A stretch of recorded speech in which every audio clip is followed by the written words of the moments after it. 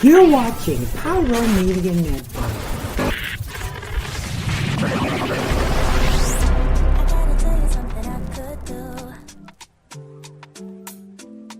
Could be running or I'm chasing you, but I won't, cause I got better things to do.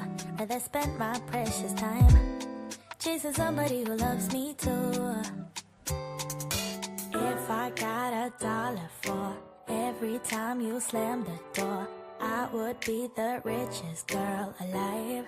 If you hadn't run away every time I asked you stay, you would sleep right next to me tonight. And you didn't know me, all you wanted was a game to play, and you couldn't handle that I had no ways. I found your magics and your side chicks, I'm a winner, babe. But you didn't win this, it's a part of the game. Thank you for tuning in. If this is your first time joining us, welcome. We hope your experience is fruitful. Please feel free to visit our website to find out how you can join our growing family. While we are loading your experience, please do us a quick favor and hit that like button from whichever platform you're watching or listening on. Also, share so others may enjoy as well. And we hope you would consider hitting that subscribe or follow button so you can check out more of our amazing content. All right, let's start the show. VICKtorious! VICKtorious!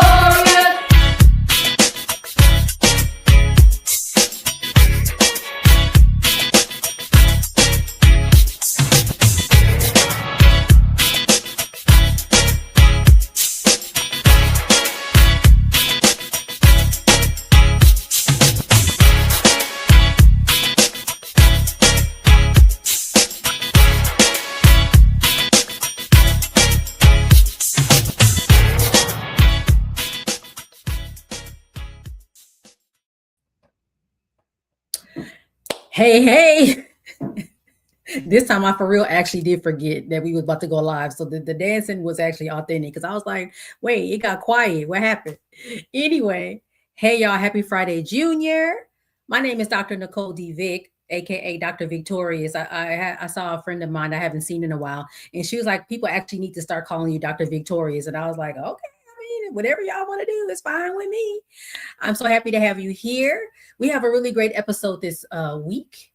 And I don't know, just really excited to talk about what I experienced because I want to share it with you. And something that's been sitting on my mind for quite a while now, for at least maybe 3 weeks or so, maybe 3 or 4 weeks. So as you know, this podcast is where we explore the intersections of social justice, wellness, and what it means to show up fully human, especially from a Black perspective, because I am Black. Yay! That's who I am, African American, however you want to say that. I'm really, really excited. And so we're going to just jump right in. The first thing we always do on this show is the scroll stroll. I got some funny ones this time, some light-hearted ones. And then one that kind of bothers me. I think this is the first one. Because it really kind of jumps into respectability politics, which I hate. So this one is about prom. And this is prom season. I have a wonderful friend who owns a nonprofit, and every year they do a beautiful prom giveaway where folks that can't afford, their prom outfits and accessories, they get, are able to shop and pick up what they need for prom. But I saw this post and I was like, I have to include it because I don't know why. And this seems to be a conversation in our community, like, we can't celebrate nothing. It becomes this issue. And so what this says is, Black folks, y'all celebrate proms and baby showers like it's an accomplishment. Public announcement. It's one of the biggest failures in Black communities, and most are paying thousands on this stuff and still lost. Again, I just picked one comment off of Threads. I have seen this conversation for years about Black people at prom, Black people at baby showers, like it is against the law somewhere, some law that Black people cannot experience joy. They cannot experience happiness. Nobody says anything about people's quinceañeras. Nobody says anything about bar and bat mitzvahs. Nobody. It's not an issue.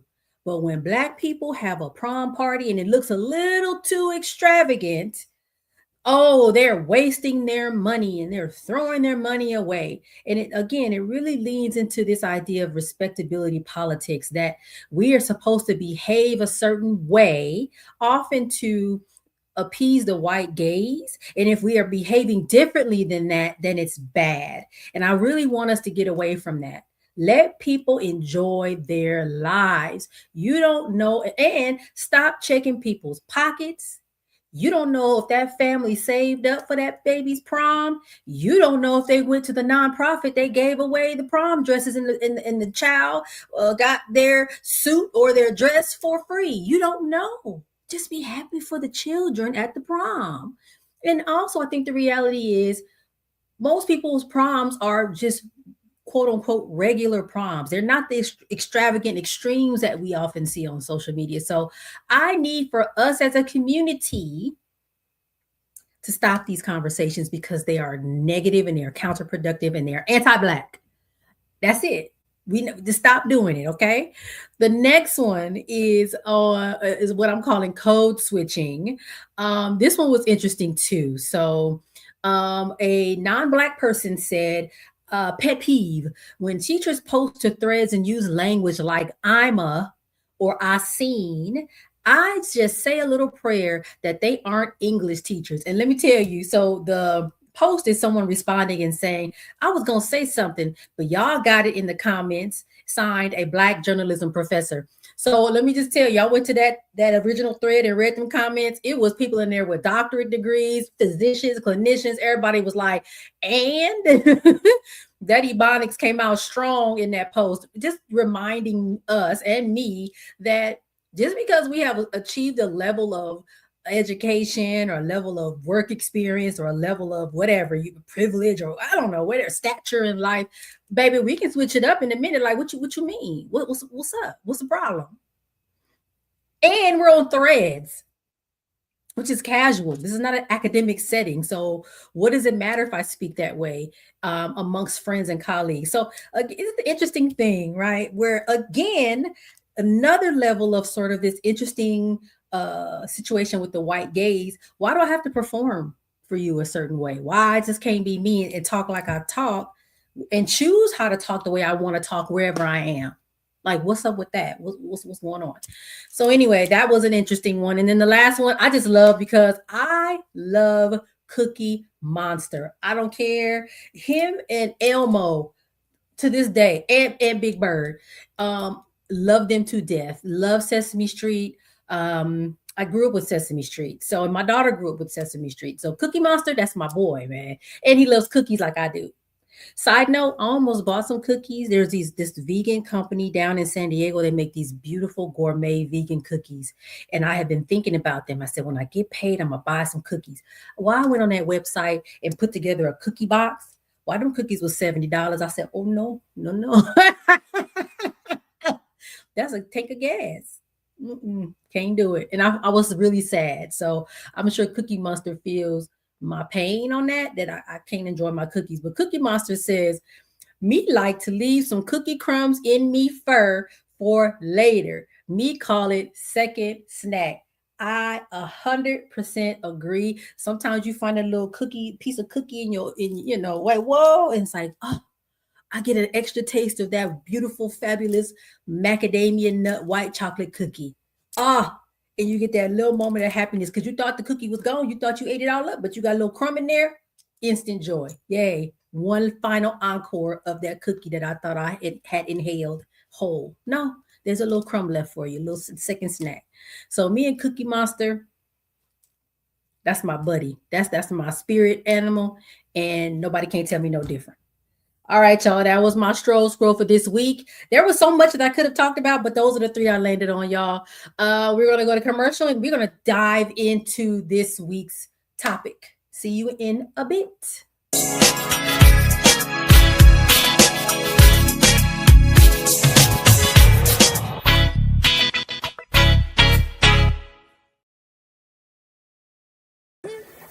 Hey, it's Pastor Kim from It's Just Kim Live Show, and you're watching Pyro Media Network.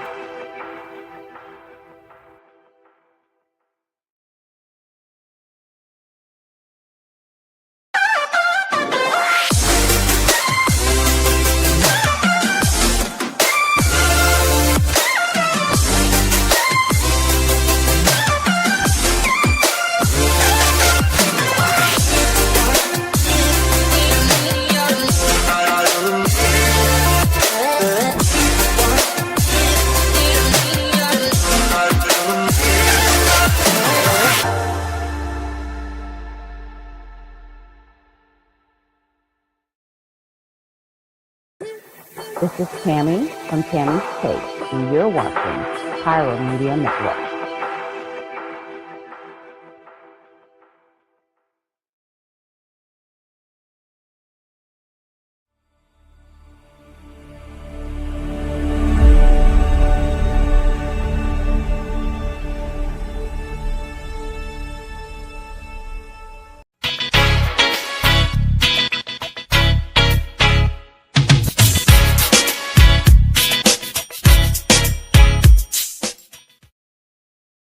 And we are back. So I sometimes don't always know what I'm going to talk about as I plan my episodes. And I'm like, well, I don't know. And then something happens or I see something on social media and then I'm like, okay, I see a theme. And I start to try to make things kind of make sense. And then I bring it to y'all. So that's how things happen sometimes. So I'm going to just walk through it. I think for me, the theme of this episode is really about voice, speaking up, what happens when you speak up and everything like that. So we're going to talk about Backtalker, the book that I am going to share with you my experience at the book signing that I attended. And then I'm going to go into femicide, a word that I probably was aware of, but it kind of bubbled up as things happened about, this was maybe about what, 3 weeks or so ago. So we're going to talk. So let's just go. Let's dig in. So that was it last week? It must have been last week. I went to the California African American Museum here in Los Angeles in Exposition Park, a place that I've visited often, but it's funny how things happen. So I was with a friend about 2 weeks before that, and we were sitting, I got to share this with y'all. We were sitting at a museum exhibit in South LA, and it's sort of there's an artist and they created this huge, it's really pretty because it's all white. And it's an ode to South LA. So you walk into the exhibit, it's all these wonderful things. So anyway, we're there and I'm talking to her and somehow we got on California African American Museum and I went to my phone and started scrolling, looking through for an email from them because I'm on their mailing list. And I happened to get to the email and I scroll down and I see Kimberlé Crenshaw and I'm like, what? We have to go. And so we agreed on the spot to sign up to go to see Kimberlé Crenshaw. And so this is her book, Backtalker. So I showed up to the museum, walked in, sat down, saw some friends. That's another story because I saw one person there that I then saw 2 days later. I saw one person twice in a week, which is crazy, who I'd never seen in person before. That was wild. Another story for another day. But I saw some other friends there as well. Beautiful event. Jamel Hill was the moderator. So she interviewed Kimberlé Crenshaw. And as I bought a copy of the book, as you see here, it's autographed. But as I was looking around, I saw people, like I said, that I know, people that I didn't know, but everybody, I think, was in this same spirit of, wow, we are in this really privileged space to be able to sit with Kimberlé Crenshaw in person. One of the things that stood out to me, there was a sign, I don't know if my producer has it, that said Backtalker, backtalking, the act of turning a critical eye to things we are told are unfixable or just the way things are. And when I read that, I was like, oh, so I'm a backtalker then, because basically I'm one of them kind of people where it's like, hey, it is what it is, right? So, and I'm gonna push back on it, right? That's kind of how things go with that. So it made me think a lot about who is labeled difficult, who is labeled disruptive, and how that shows up in any space, work, home, our communities, right? And because I'm a Black woman and have been for my entire life, I'm really very, very much aware of the price that we pay when we speak and we talk back. And so again, I was able to say, this is linked to psychological safety, something that I have focused my research on when I was working on my dissertation. And it's specifically what we call challenger safety. When in the workplace, you are a member of a team, right? And maybe they say, well, this is the rule for a specific task. And you say to yourself, well, I don't know, that don't really make sense. And so you say, well, why do we do it that way? That doesn't make any sense. Why don't we do it this way? And they say, but that's the way it's always been done. So that's how we gonna do it. You now have a lack of challenger safety. You have then been taught, oh, let me not say anything, because if I challenge, I'm going to be met with pushback or resistance or be ostracized. Oh, she's a troublemaker. Shh, ignore her, or she doesn't get pulled for promotions because she always pushes back too much. She's always asking all these questions and challenging. We've always done it this way, right? So listening to Kimberlé Crenshaw read about back talking and being a back talker and her experiences, and me being able to tie it back to psychological safety, I was like, oh, okay. And it was a really, really interesting conversation and a thought process for me, because then I was able to say, well, institutional racism plays in there as well. Most of our systems have institutional racism in them. And if you work in an institution, you probably see that and where challenger safety comes into play.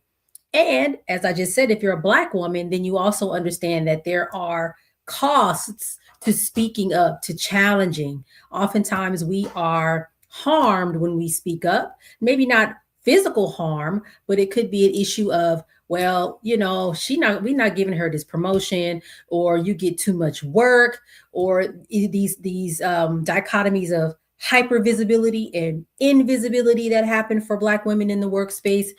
I was even reading some articles about where oftentimes Black women have to constantly prove their worth or their credentials, like each and every time something comes up. And I think, what was that actress? She said something like that. Oh, her name is Taraji. Taraji Henson said something similar. Like, I feel like I always have to prove myself every time I step into a new role. Like, it's like every time it's a brand new for her. She has to say, wait, remember, I've done these things. That also happens to Black women in the workplace. So there's certain challenges that come with back talking, certain things that keep us from talking back. And so when a Black woman does talk back and challenge, I think you have to see that for the gift that it is, because that comes at a great cost to her in that space. And so when she decides to talk back and to challenge and push through, push back, that says a lot about who she is.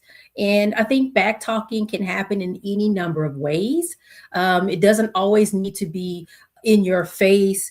I'm in front of you, I'm ready to fight you. It could be, I'm about to write this article, I'm about to write this book, I'm about to make this podcast episode, I'm about to do something differently, I'm going to mentor. There's a whole number of ways that back talking can work. So it was this really interesting experience, and I really enjoyed it. I think the book is already out. So if you don't have a copy, you can pick one up now. I think it launched officially. Is it today? It was either today or yesterday. So it's called Backtalker by Kimberlé Crenshaw. And I'll read a little bit on the inside before I move on. Backtalker is a powerful and intimate story of how a little girl from Canton, Ohio came up with a new way to look at the world.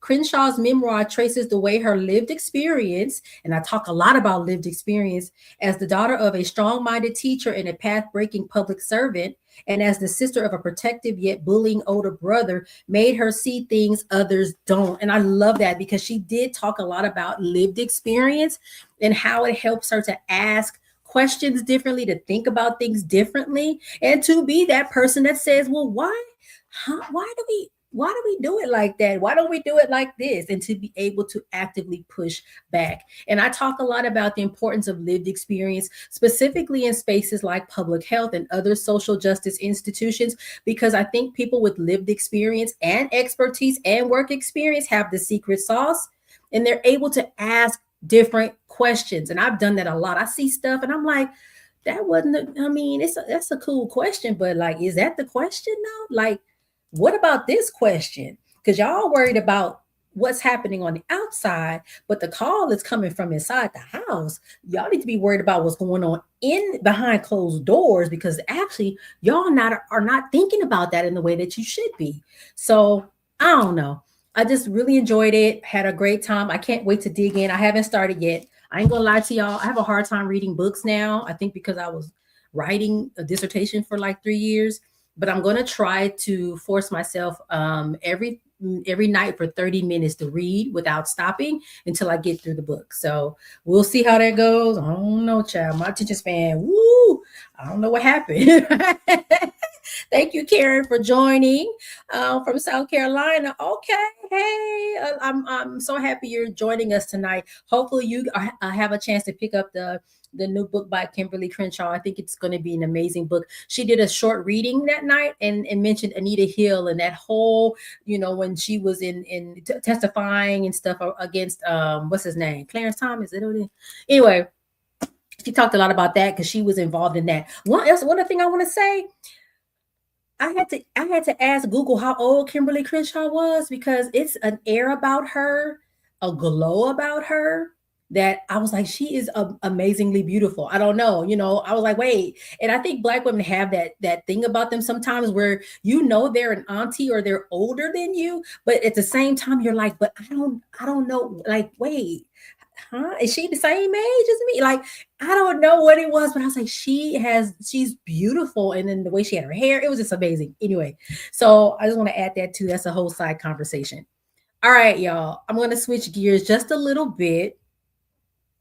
Again, about maybe a month ago, I was hearing about Black women getting killed. So trigger warning, sorry, we're going to talk about this, by their partners, their intimate partners. And so very much a domestic violence situation, right? And I was like, wait, I feel like we're not having, there were some really good conversations that came out of that, but I want to process this the best way that I can. And I want to say that I don't have all the answers. I don't know everything. And I think that is important to say. And that if you consider yourself in any way to be a leader, to be a thought leader, or anything like that, you have to be okay with saying, I don't have all the answers. But I felt like because I am a Black woman, I'm not going to sit here and act like this didn't happen. And in fact, I think I did a short video on one of my social media channels about this. And so I can't just be like, oh, we're going to talk about, Cookie Monster and then we're going to stop there. No. Because this is something that affects me. I have a daughter. Even if I had sons, right? Like, we don't want anyone to either be a victim or to be someone that victimizes other people, right? So all of us actually should be concerned about what is happening. All right. And I was on Threads and I saw some of the discourse and some of the conversation, and it was really bothersome in some ways, right? So there were some folks, some women that were killed by either their partners, or I think in one instance, I don't have the name right, I didn't pull this one up, I think by like their son or someone in the house. And it really started to kind of hit. It almost seemed like a epidemic in a sense, like, whoa, there was one, and then there was the next one, and then there was another one. And then I think I just heard today there was someone else that was killed either by a family member or their intimate partner. And so, first of all, femicide is not new. But when something like this happens and it feels like it's happening sort of close together, it brings it up right into front of everyone's mind. You're starting to see it on social media, and then it's like, whoa, what is really, really happening? And it really made me think about voice, the ability to use our voices to speak up and to speak out about these types of issues. And so I want to name a few of the women that I am aware of that were killed. So there was Nancy Mateo Bowen, who I believe was either commissioner or a politician. It was down in Florida. I can't remember where it was killed by her husband. And then I hope I say the name right, because I feel like I've heard it pronounced two ways, either Serena or Karina. I've heard both. Fairfax, who was killed by her husband, who she was leaving. They were going through a divorce. They were working through the system to make sure things, to separate ways. And she was killed. And he killed himself. in the house with the children there. I think that was like, whoa, like what happened? And then another one is Chinese Friday, which was another case that was highlighted when we talk about these things. And all that to say, these weren't isolated incidents. They are connected, right? Different women, different lives, but the same underlying pattern. And I think it's really, really, really important to have these conversations. Okay. Thank you, producer. Producer is telling me don't be out here talking crazy. Okay, sorry. So one thing I keep noticing is how shocked people are when the victim is highly educated, professional, successful, politically connected, or outwardly thriving. But violence can be very pervasive, and it doesn't discriminate. It doesn't say, "Oh, you're smart. Okay, my bad." Oops. It doesn't happen that way. Abuse is about power and control, right? Structural isolation can come into play. And oftentimes, and I know I'm not the only one that believes this, Black women specifically are often expected to endure quietly, to just deal with it, to put up with whatever's happening in the home. Well, it is what it is. And it's really unfortunate. The other side of it is being labeled strong, right? Fear of not being believed can also play a factor in how people endure or stay. And I saw that too on Threads. I don't ever want to hear nobody say, "Why didn't she leave?" And I think that's really valid, because a lot of times there's a real fear of, well, if I say something, I won't be believed. And it definitely depends on the stature of the person that's causing the harm, right? If that person is high profile, are they going to be believed? Shame and stigma. And then also, this is a really big fear too, of involving the system that have perpetually, have caused harm anyway in Black communities, involving yourself in that. Do you want to call the police because you know how police deal with, XYZ? And so there's all these different layers that come into play. So sometimes society calls Black women resilient when actually what's happening is neglect. Like, we're forced to be very strong, but it's strong in the face of lack of care and comfort, lack of safety. And so really, really big issues. And I think we have to also remember the violence is a public health issue, and it's not just the victim that is of concern. It is everyone else that is left behind, children, other family members in the larger community, who also have to deal with the aftermath of when something like this happens. The other thing I want to talk about, just to be real, this is something else I keep seeing in general, but kind of specifically to this conversation. A lot of times we get told, and when I say we, I'm talking about Black women, choose better. Choose better. It's your fault because you chose wrong. You picked the cray one. You picked the one, so therefore what happened to you, you have to take some responsibility for that. I hear that a lot. And I think one of the things that came up in social media was Black women saying, "I better not hear not one more person say that," because we know that how someone presents on the front end is often not how they are on the back end or behind closed doors, right? And so if this person is masking or faking the funk and portraying themselves to be who they are, someone else that they're not,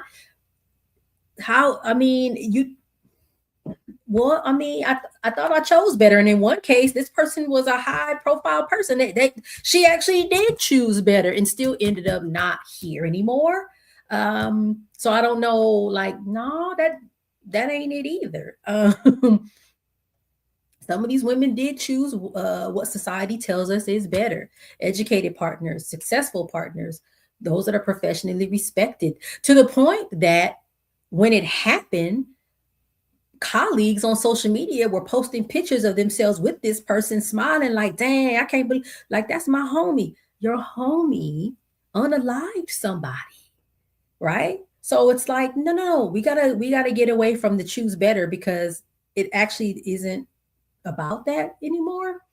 because it happens, you choose better and it still can happen to you, because again, we have to acknowledge that respectability does not equal protection. Picking someone who you feel is respectable by the eyes of society doesn't necessarily protect you from harm.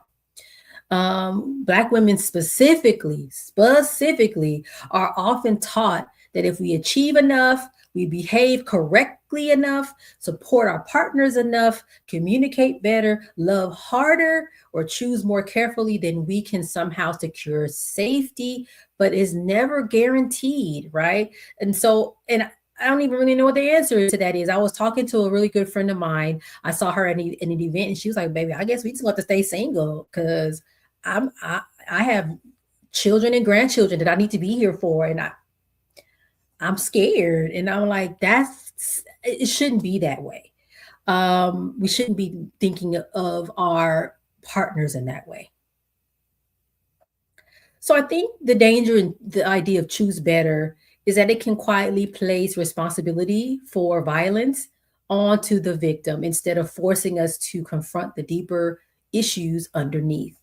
Things like entitlement, control, misogyny, emotional suppression, lack of accountability, normalizing domination, stigma around vulnerability and help seeking. So we have to really, really think about this narrative that we're holding to. And let me be very clear. It's not just men necessarily that say choose better. Sometimes women can have misogynistic ideas as well and uphold the patriarchy as well.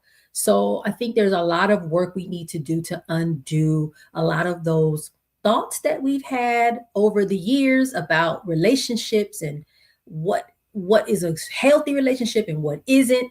All the way around.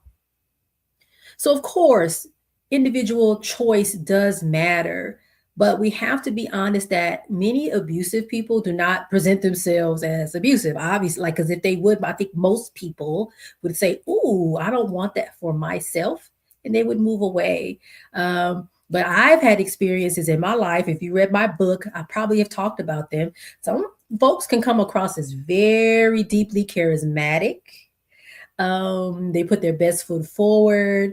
Sometimes they're highly respected in their communities. Some are very successful and educated, and everybody else loves them. But then behind closed doors, you're like, "Ooh, this person, this is mean, it's terrible, it's harmful." So we have to think about those things as well. So again, I'm the public health person. So we got to talk about intimate partner violence as a public health issue. And if we do that, we can take a very calculated way of prevention. How do we prevent these things from happening? Do we provide more mental health services? And I actually saw pushback against calling this a mental health issue. And that is a very fair assessment. I'd like to dig deeper into why we wouldn't think about mental health services. I think what some of the discourse was like, well, this is patriarchy and misogyny. This is not mental health issues. There's plenty of people with mental health or mental illness that don't unalive people. And I'm like, fair enough. So I don't know if it's anger management. What is it that we need to work on? Also the role of trauma in all of this, right? People that experience trauma in their lives often become offenders or victimizers in their own lives. We also think about things like access to what we call the social determinants of health, housing, safety, mental health supports, healthcare access. How do we make sure those things are available to people who say, I don't feel safe in my relationships and I need to get out? I think there was in Dr. Fairfax's case, they were working on some things and there was supposed to be some shifts at the end of the month where things would have been different. Maybe he would have left the house and she would have been at home with the children. But I don't know, did the support systems and the network and the safety net, did it not work fast enough or at all and allowed this, some balls to drop in this situation? Yeah, I don't know. And then the other side of it is community accountability too. Like I said, on social media, I was seeing people posting pictures of themselves with this person, smiling like, oh, my frat brother this and frat brother that. And I'm like, but he just unalived someone. Like, Is this the time? Like, I'm not saying you can't mourn what happened, but there were situations where the focus was on him and less on what happened to Dr. Fairfax. And that was really interesting. And sort of, I think it hurt a lot of people to see that. Like, wait, the focus is in the wrong place right now. And the community did hold folks accountable. Like, this is not acceptable. I think Roland Martin got kind of pulled, like, what are you doing? What's going on? I don't know. We tend to think about these deaths as isolated in tragedies after they happen, but the public health response says what systems failed before this moment and how can we fix those systems? So in closing, because I didn't talk this all the way through. Sometimes I worry, like, am I going to get through this?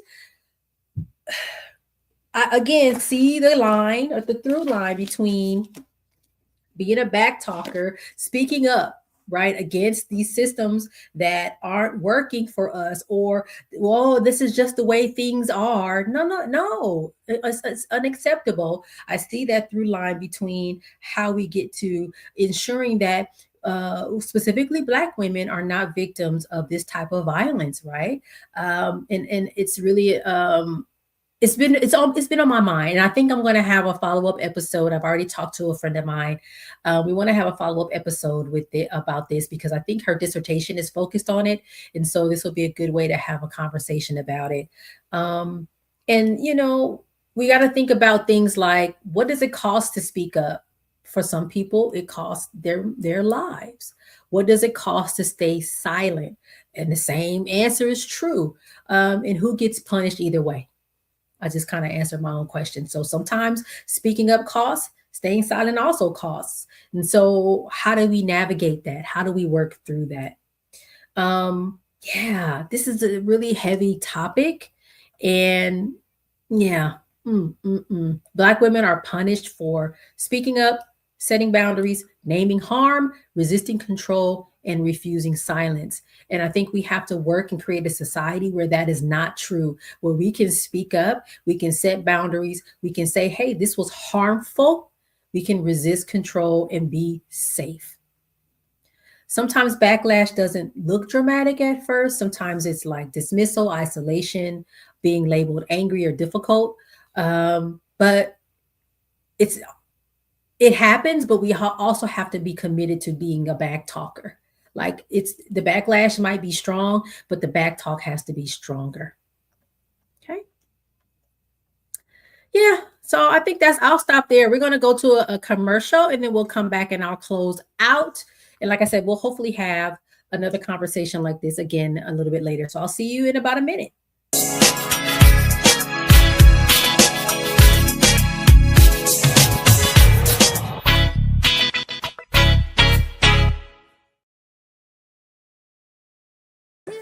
What's going on, y'all? It's Kwame Speaks from Kwame Speaks Live, and you're watching Pyro Media Network.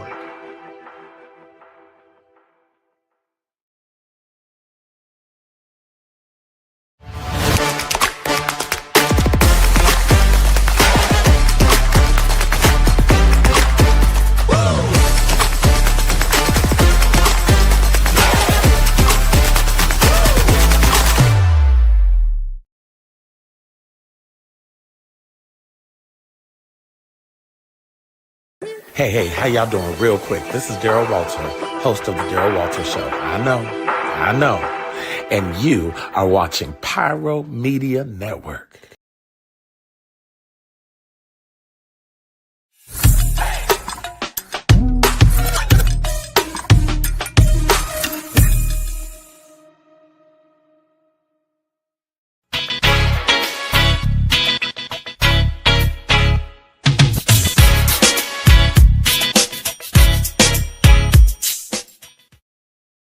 All right. And we're back. We're going to head into our closing, our doctor's notes. And hey, Cyrus, okay, you at the gym? Okay. I'll be at the gym tomorrow on a little treadmill. Ooh. So I appreciate you listening. That's actually a good idea to listen while on the treadmill. For me, I can't, because I need to make sure I don't fall. You know, me and this ankle, we getting there, but I got to make sure I don't fall over. So, but I'm glad you have enough balance and you know, you're probably real good with your feet, not me. But anyway, let's go ahead and close this out. You know, I just want y'all to reflect on back talking and reflect on, where do you feel silenced and where you are choosing to speak anyway. I think speaking anyway is so important. It's scary. But I also say on the other side of it, because someone said to me once, like, you're so brave. And I'm like, I don't even feel like it. I just feel like I can't not name what's happening. Like especially in my lane of expertise, right? Like I can't not say anything. So, and it doesn't feel particularly brave for me to speak. I'm like, but this is literally, if it's A, it's A. If it's green, it's green. Like, why would I be like, oh, well, it's actually, you know, okay, that's fine. If it's red, no, it's not, it's green. I just can't not say anything. So think about where you feel silence and where you're choosing to speak up anyway. I think with the segment around, so that goes to the backtalker conversation, right? Like, I think also think about, this is something I said to someone that I had a chance to speak to. She was like, I'm really worried. I feel like I'm not taken seriously. I'm kind of young. And I said, well, you do have to think about your career. You do have to think about those types of things. I've also said this to a group of medical students. Like, I get it. You're Black or Latino in medicine, and it's important to push back. And I know you can't always push back because you have a family to take care of. I get it. You can take calculated risk. There are other ways to backtalk, as I alluded to earlier. Maybe it's writing an article. Maybe it is doing a podcast. There's other ways where you can make sure you are saying, no, we don't have to always do this just because that's the way we've always done it. There are certain ways, things you can do. I'm really close to retirement. So I'm at this point, I'm like, I mean, hey, I'm going to speak up because that's just what I'm going to do. Even how I choose to present myself, the long nails, the, you know, whatever it is, right? To me, those are ways where I am defying what is considered professional, where I'm pushing back against certain narratives about professionalism and what's acceptable and what's not. And I think those are also acts of revolution. They are acts of back talking. So there are some things that you can really think and do that are not necessarily, oh, I'm about to stand up in front of this person and, you know, I'm going to tell you about yourself. No. Maybe it's not that. It could be something else. So think about that. And then in regards to the second part of the conversation, how, you know, it's really important to talk loudly and clearly about, hey, this is not right, where women who are in relationships are experiencing domestic violence to the point where they're unalived. And the recent incidents we've seen have been really, really bad. Like, we have to, because we are still here, we have to bear witness, and we have to push back against whatever negative narratives or untrue narratives there are about what's happening, because there were some really interesting reactions and responses in regards to specifically Dr. Fairfax when she was unalived. And it really bothered me. So back talking could be saying, no, that's not what the conversation is about. And let's re-steer this conversation into what's really important, which is Dr. Fairfax's legacy and her children. That's the conversation, not about this person who you were friends with and you're like, oh man, that's my friend. Oh, what happened? No. This person is the victim. This person deserves the spotlight, and the conversation needs to be focused on that. So think about back talking in that way as well. How do we push back against what has been deemed acceptable, right? To some degree, in these issues that are really, really important in our community. How do we build and fix and strengthen the relationship? Because, you know, there's supposedly this, you know, negative tension between Black men and Black women in our community now. How do we fix that? Because it's not cool. Okay. So sometimes back talk isn't disrespect. It's really about survival. And it's really about the truth finally refusing to stay quiet. And I think what happened with these women really has forced us as a community to say, we're not going to stay quiet about these types of things anymore. And we have to do a lot more work to get things to improve. So I'll just let that go there.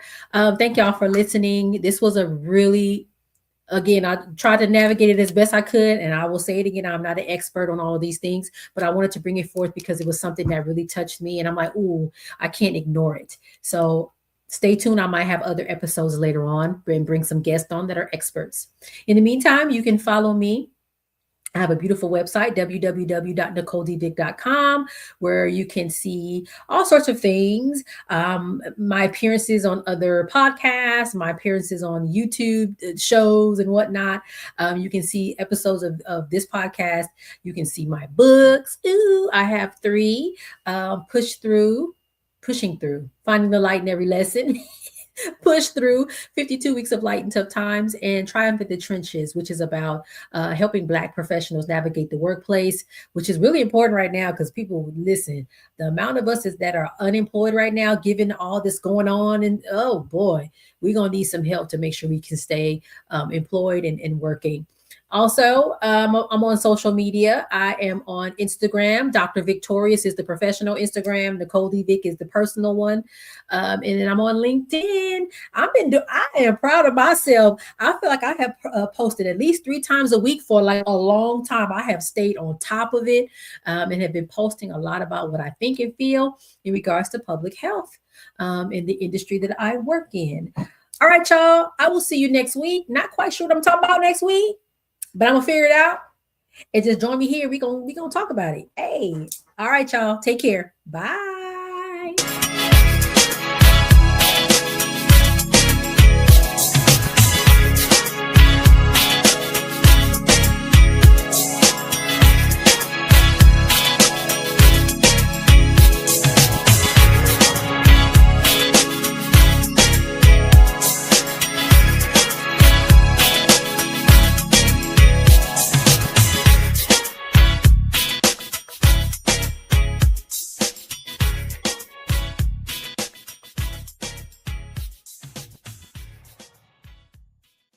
Thank you for watching Pyro Media Network. For more information, please visit pyromedianetwork.com.